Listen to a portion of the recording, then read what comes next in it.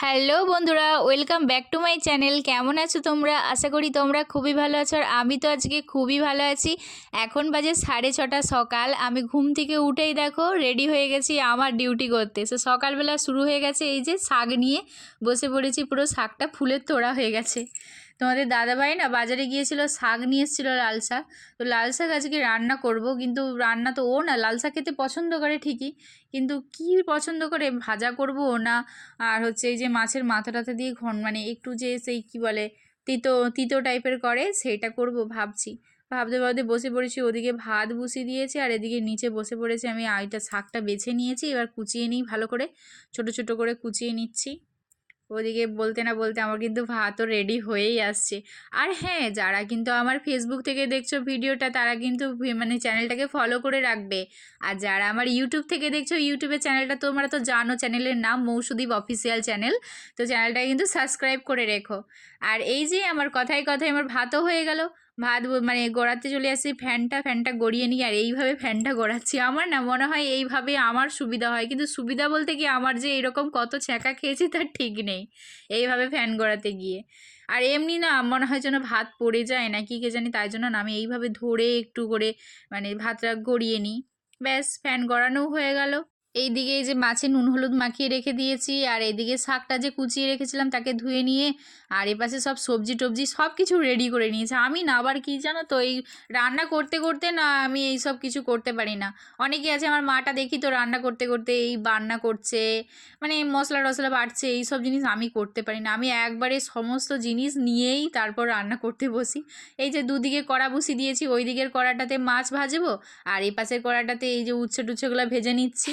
মাছের আজকে একটু হলুদটা কম পড়ে গেছে মনে হচ্ছে, ওই জন্য কীরকম মাছের কালারটা যেন একটু কীরকম সাদা সাদা টাইপের লাগছে। ও যাই হোক, আগার খাবো তো। মাছের ঝালও হয়ে গেল, এদিকে সবজিও হয়ে গেছে, ব্যাস শাকের তরকারি হয়ে গেছে। আর এপাশে না তোমাদের দাদাভাই, দাঁড়াও তোমাদের একটু দেখাই। তোমাদের দাদাভাই না এই জিনিসটা খেতে খুব পছন্দ করে, আমারও ভালো লাগে। এই দাদাভাই প্রচুর পছন্দ করে, এই যে মাছের যে তেল পটকা হয় না, ওইটাকে একটু রসুন কুচি, লঙ্কা গুঁড়ি আর পেঁয়াজ কুচি দিয়ে না ভাজলে হেভি টেস্টি লাগে। তোমার দাদাভাই তো পুরো অনেকটা ভাত খেয়ে নেয় ওটা দিয়ে, আর মাছ লাগে না। এদিকে আমার রেডি হয়ে গেছে, টিফিন সাজানো হয়ে গেছে। তোমাদের দাদাভাইকে এবার ডাকতে যেতে, তারপর ওর জন্য একটু গরম যে মা ফুটিয়ে রেখেছিল, ওই যে কী বলে যে গোলমরিচ, তারপরে তেজপাতা, আর হচ্ছে ওই যে আদা টাদা দিয়ে কুচিয়ে একটা জল করে না, মানে ফুটিয়ে, ওই জলটা করলে না বেশ ভালো। ঠান্ডা লাগলে, গলা ব্যথা করলে এই জলটা খেলে খুব উপকার দেয়। ওই জন্য করেছিলাম, তোমাদের দাদাভাই খায়নি দেখে আমি বলি তাহলে আমিই খেয়ে নিই, আমারও তো গলাটা ব্যথা করছে। ওই জন্য আমি খেয়ে নিচ্ছি। ব্যাস, আমার খাওয়া দাওয়া হয়ে গেল। এরপর আমার এইবার কাজ শুরু হয়ে গেছে। আজকের মতন এই যে ডিউটিগুলো শুরু করে দিলাম। এই গ্যাস মোছা, গ্যাস পরিষ্কার করা, মানে এই ওভেন টোভেনগুলো সব কিছু পরিষ্কার করে রাখতে হবে। না হলে তোমাদের দাদাভাই যদি দেখে না যে এই সব মানে নোংরা হয়ে আছে বা একটু তেল চিপচিপ করছে, খুব বকাবকি করে যে সারাদিন কী করো, বসে থাকো, এইসব জিনিস কাজগুলো করতে পারো না। আমার সব প্রত্যেক দিনই রান্না বান্না করে যাওয়ার পরে না একটু সার্ফ জল করে এইগুলো তো একটু মুছে দিই, ভালো লাগে বেশ।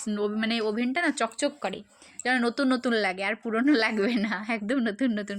আর এই ওভেনটা যে আমার জন্য কত লাকি, মানে ভাবার বাইরে। আমি এই যে সকালবেলা করে মাঝে মধ্যে তো দেরি হয়ে যায় ঘুম থেকে উঠতে, আমার না 3টা কড়া আছে, আমি 3 দিকে 3টা কড়া বসিয়ে রান্না করে ফেলি। আমার অনেকটাই চটজলদি হয়ে যায়। 2টো ওভেনে হয় না, আমার 3টে ওভেনে বেশ ভালোই হয়। এদিকে এগুলো সব ভালো করে ঘষে নিচ্ছি ঝালিটা দিয়ে, আর এই ঝালিটাও বেশ ভালো। অনেক সময় মানে এগুলো জোর জবস মানে ঝরে ঝরে ঘষলে না এই যেখানে যে তেল চিটানিগুলো থাকে ওগুলো উঠে যায়।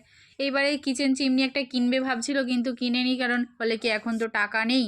আর টাকা নেই বলতে কি, তোমাদের 2 দিন পরে তো আবার কালী পুজো, না অনেকটাই তো খরচা হবে, ওই জন্য এখন আর এইসব কিনছে না। ওটা বাদ দিয়ে এখন এই জন্য বলছে একটু নিজে পরিষ্কার করে রাখো। আর তারপরে আমি এই যে ঘর দরগুলো ঝাড়ু মেরে দিচ্ছি। অনেকে, একজন কে একটা কমেন্ট করেছিল, বলছে দিদিভাই তোমাদের ঘরে যে মানে স্টাইলসগুলো বসেছে এটা কোথা থেকে নিয়ে এসছো। আসলে এগুলো না আমরা সব চৈতন্যপুর থেকেই কিনে নিয়ে আসি। তো ওই চৈতন্যপুরের ওখানে না স্টাইলস দোকান আছে, ওই যে কী বলে দেজ মেডিকেলের দিকে, ওই দিকটাতে একটা স্টাইলস দোকান আছে। আর ওইখানে খুব ভালো না স্টাইলস, মানে খুব ভালো ডিজাইনগুলো, আমার তো খুবই পছন্দের। আমার ঘরে যত স্টাইল সব ওই চৈতন্যপুর থেকে। এরপর কাজ করতে করতে একটু রেস্ট নিচ্ছি, এটা হচ্ছে আমার রেস্টের রুম। এখানে না আমি রান্না করতে করতে মাঝে মধ্যে এসে একটু শুয়ে পড়ি, কিন্তু এখানে কেউ থাকে না, এখানে আমি থাকতেই দিই না কাউকে, কারণ আমি সাদা বেড কভার মিলে রেখেছি, আমার কোথায় নোংরা করে দেবে তাই জন্য। এদিকে আমি স্নান টানও করা হয়ে গেছে, মেয়েকে স্কুল পাঠিয়ে দিয়ে এখন স্নান টান করে রেডি হয়ে গেছে, নিচে যেতে হবে। নিচে এবার আমার নিচের কাজগুলো সারতে হবে, যেহেতু দোকান যেতে হবে। তারপর হঠাৎ দেখলাম ফোন এলো, একটা মিশো থেকে পার্সেল এসছে। তো পার্সেলটা এবার আনবক্সিং করবো। প্রথমে তো অবাক হয়েছিলাম, বলি আদৌ জিনিসটা আছে তো। জিনিসটা বলতে তোমাদের দাদাভাই না আমার কাছে বলছিল যে একটা ঘড়ি নেই, ওর ঘড়িটা খারাপ হয়ে গেছে। তো আমি তারপর ভাবলাম যে না, ওকে একটা ঘড়ি কিনে দিই। আমি তো সবসময় টুকটুক করে যে হোক জিনিস নিচ্ছি, ওকে তো কিছু দেওয়া হয় না সবসময়। তো ওর জন্য একটা ঘড়ি নেবো, আর ওর জন্য একটু টাকা তুলে রেখে দিয়েছি, ওকে পুজোর সময় একটা পাঞ্জাবি দেবো, ওই জন্য ওর টাকাটা রেখে দিয়েছি। আর যে টাকা আছে সেটা থেকে ওকে একটা ঘড়ি কিনে দিয়েছি। আর কোথা থেকে টাকা আছে তোমাদের তো জানোই, কোথা থেকে টাকা নিয়ে এসে এই যে ঘড়িটা পেয়ে গেলাম। তো ঘড়িটা একটু দেখি কীরকম এসেছে। আমার না এই জিনিসগুলো ভীষণ ভয় লাগে। আমি বলি কোথায় কি এইসব জিনিস, তো আমি তো ছেলেদের জিনিস অতটা মানে জানি না কিভাবে ওরা কত কিছু জিনিস দেখে শুনে তারপরে নেয়। আমার তো ওসব অভিজ্ঞতা নেই। আমার যেটা ভালো লাগে, কতজন নিয়েছে আমি দেখি যে রিভিউ কীরকম এসেছে। যদি দেখি ভালো, তখনই কী করি অর্ডার দিয়ে দিই। তো ভালো এসেছে দেখলাম, সুন্দর এসেছে, আর কালারটাও সুন্দর। আমি একটু পরে নিই, দাঁড়াও। না বাবা থাক, আমার নয় এটা, যার জিনিস সেই পড়ুক, সে পড়লেই খুশি হলেই খুবই ভালো। তার পছন্দ হয় না কি তো জানি না, আমি তো নিয়েছি নিজের পছন্দ মতন, দেখা যাক কতটা কী হয়। আমার তো বেশ ভালো লেগেছে। আর এই দিকে যে টাকাগুলো রেখেছি না, এগুলো সব আমার টাকা, দেখেছো, সব চুরির টাকা।